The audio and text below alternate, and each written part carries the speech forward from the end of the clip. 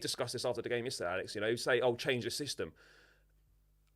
You still got the same personnel. Changing the system was not going to suddenly make us create more chances with the same limited personnel on the pitch. It wasn't going to suddenly make us score any goals.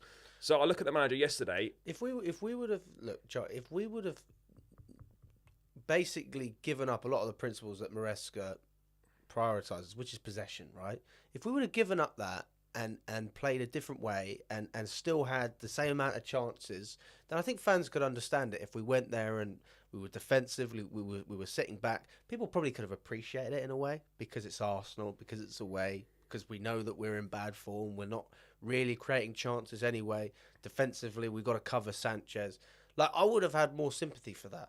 But when you have the ball and you go sideways and backwards and sideways and backwards again, and then you progress again, you think, fucking hell, we're going to have a counter-attack here, and then backwards again. It's like, it's a terrible system. Man. No, I hear you on that, and that's where one thing that I do have an issue with is that we didn't try anything different. With the clock running down, we just done the same thing. I'm just thinking, where's the urgency? Where's the intensity to try and rescue an equaliser? Forget this part you're passing about. You've got 10, 15 minutes left. Abandon your principles of play.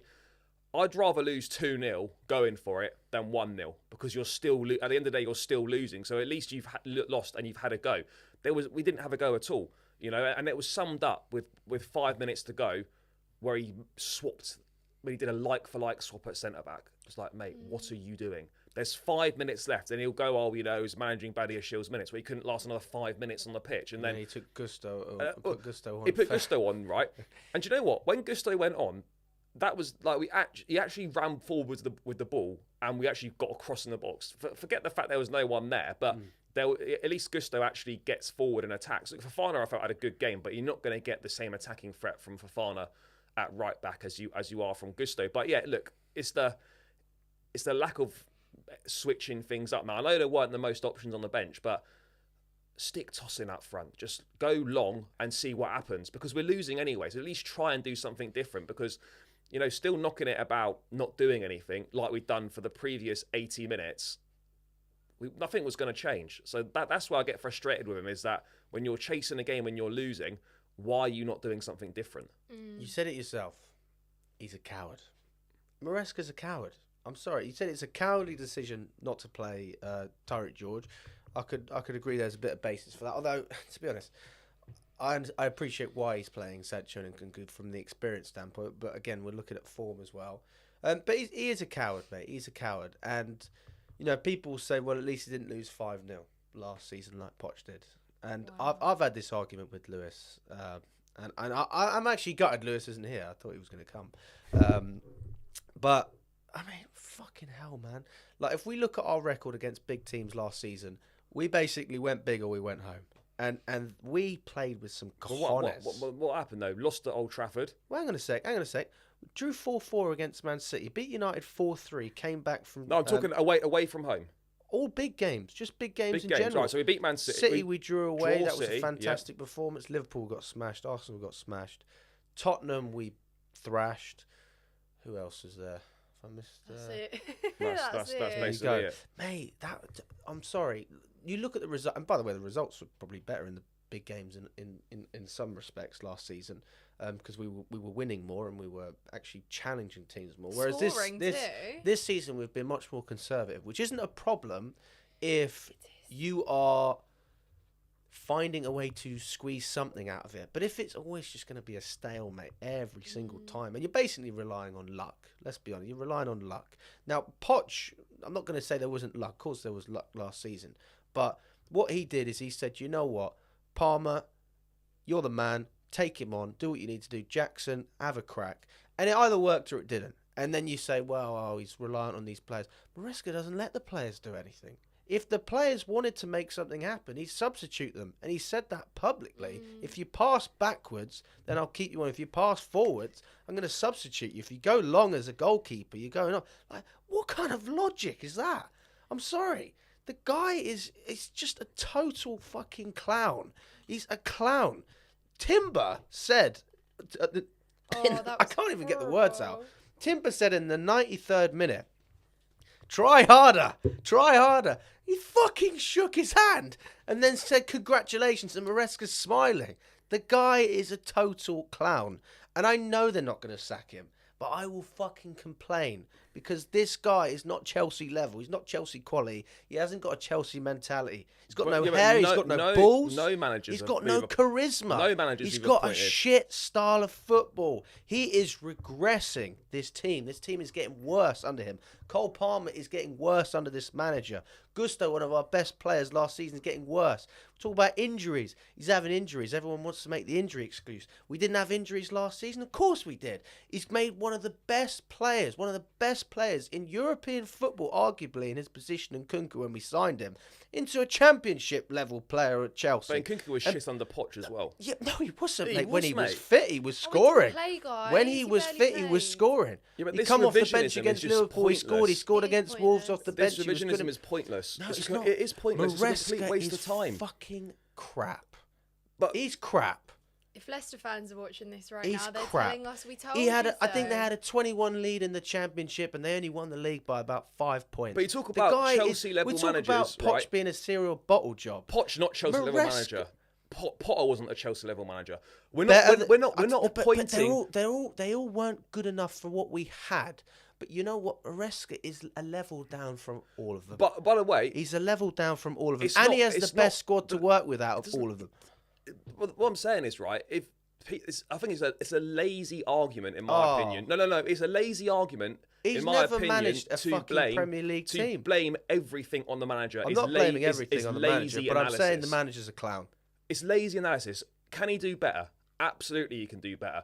But at the end of the day, you've got to look at the people that appointed him are more They're to also blame, clowns, and the way the squad's been put together. So the manager should be getting more out of what we've got available. Having said that, somehow we are still sitting fourth in the Premier League, and it's mid-March. And that is a damning indictment on how bad this league has been. Sure. But regardless of how bad the league is, we all want Champions League football, and right now we're on track for Champions League football.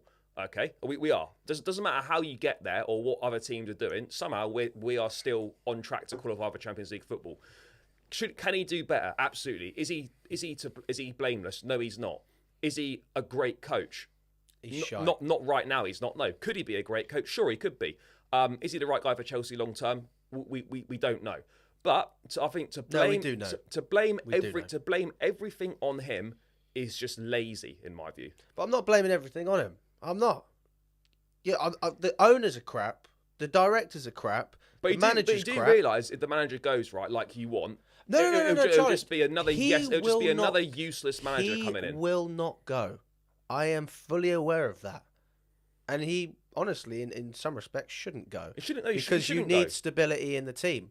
But that does not take away from the fact he is not Chelsea level. He's not good enough.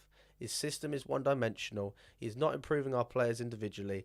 He doesn't know how to speak to the press. He's not honest with the fan base. He's a yes man. And he doesn't know how to pick a goalkeeper. Fucking hell, I could name more things. And he shakes players' hands on the pitch when they're beating him and they're laughing at him. Well, that's not good enough. I mean, how can anyone defend him? I mean, it's terrible. So what's the solution then? There isn't one. There isn't one. Because our owners have put us in this position and our directors are incompetent. We have an incompetent manager and we have to live with that. But that doesn't mean I'm going to enjoy watching him. And that certainly doesn't mean I'm going to compliment him. Was he incompetent when we were second and winning loads of games? Honestly, mate, the more I think about it, I think he's just riding the wave from last season. I really believe that. You know, I think he was riding the wave. And he had a fucking good squad, man. And he had a couple of injuries. Is that like a couple of injuries is just going to kill our season every year? When you take 30 goals out of the team, I don't care what team you are, take 30 goals out of any team, you're going to struggle. What do you mean? Sorry. No Palmer, no Jackson, no Madueke. Our three top scorers in the team. If you take 30 goals out of any team is going to struggle and any team is going to be worse. But good managers adapt. They find someone else. Not to get 30 goals, but who can get me 20? Who can get me 15? Sure, but with what we've got right now, who is scoring the goals? We could do it, man. With who? With Nkunku. Easily. What with Nkunku as a 9 that we've seen loads of times this season. That was absolutely I'm not saying trash. where you play him, but you know the guy's a goal scorer. He is. Well, probably the best goal scorer in this whole team. He could have fooled me. Nkunku is not going to get us goals to fire us. Not under this games. manager, because he's incompetent. Doesn't know how to play. Playing Nkunku as a 9, useless. Play him as a 10, useless. Play him left, useless. Let's be real, mate. Nkunku doesn't put the effort as much in anyway. It's not down to the manager. Why? Because the manager throws him out. He doesn't want to be here. Because the manager can't play him properly. Alex, the club made it crystal clear to him that he's not part of the plans. Why should Because Maresca didn't want him. Because. Just like João Felix, just like Vega, Maresca But let's said not do yes revision to on this stuff. Felix. Felix is dog shit. Milan don't want him either. He's crap. Guys, you're going away from the point here massively. There's no point about talking about João Felix at all. Like, yeah, I agree in some aspects. I get what the point is, but in some aspects, maybe yes. Is there a coincidence that, you know, we actually managed to play well against Southampton and Leicester, and then that performance didn't quite cut it for Arsenal? Well, there you go. We knew that would happen, right? Because again, those performances aren't good enough to face better opposition, and that was demonstrated yesterday. And in many ways, you talk about playing in Maresca's way, but we couldn't actually play Maresca's way until about 25-30 minutes in, until we finally got the ball and could string more than 3 passes. So where is that possession-based football? Because Arsenal just let us try and string a few passes, get into our rhythm a little bit, and then they just defended very well. Yeah, okay, they've been impotent in attack, weren't clinical, they had a lot more shots, and again, that scoreline could have been greater. They had nothing to defend. They had nothing to defend. Exactly. They had nothing to defend. We couldn't even get past literally the final third in that game. But also when we did actually try and do something, again they were very happy to just sit back at us and hit us on the break because they know they can do that. Teams have found out, Chelsea, we're so easy to play on the break and we get turned over very easily. And then we know that we have a defence that can just crack under any pressure. And we've got a goalkeeper in Robert Sanchez who will just happily spill out a ball he catches, maybe if he does. And yeah, that's it. So it's very, very easy actually to play against us. We didn't defend that badly yesterday, in fairness.